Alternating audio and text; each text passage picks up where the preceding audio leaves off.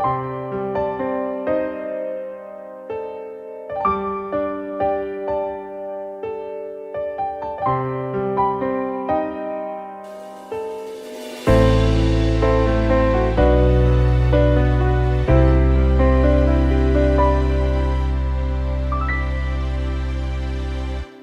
ាយាមគ្រប់បែបយ៉ាងរួចទៅហើយតួអូនហ៊ានឆ្លើយថាលាក៏ស្នេហ៍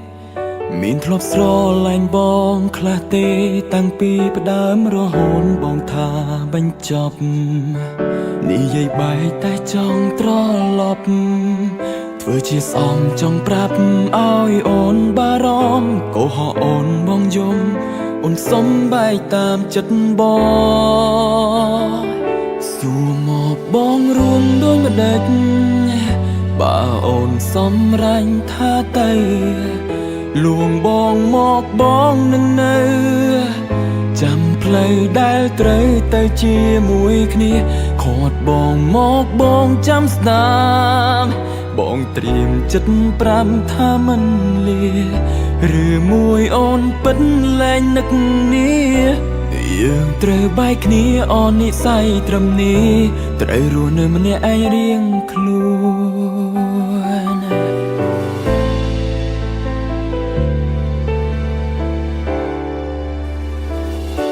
ឈឺចាប់យ៉ាងណាក៏នៅតែរួងបងត្រូវជាប់ឈ្មោះជានាងសូមបែកធ្លាប់ឆ្ងល់ទេទឹកភ្នែកពេលបងប្រកែកធ្វើជាបែកព្រោះចង់សាងចិត្តសូមបងបែកបងតែងអាណិតបងវិញការពិតមិនអាចសូមបីត្រឡប់ក្តីស្រឡាញ់បញ្ចប់បញ្ចំព្រួងត្រឹមសូមបែកម្ដងសួរមកបងរួមដូចម្ដេចបើអូនសំរាញ់ថាទៅលួងបងមកបងនឹងនៅចាំផ្លូវដែលត្រូវទៅជាមួយគ្នាខាត់បងមកបងចាំស្ដាប់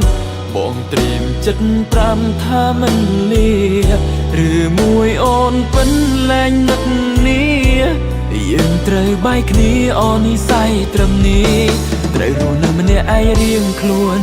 អ្នកខូចចិត្តគឺជាបងសូមបែកអូនបងអ្នកយំតាមពិតចង់ឲ្យអូននៅបារម្ភចង់ឲ្យអូនលួងដឹងទេ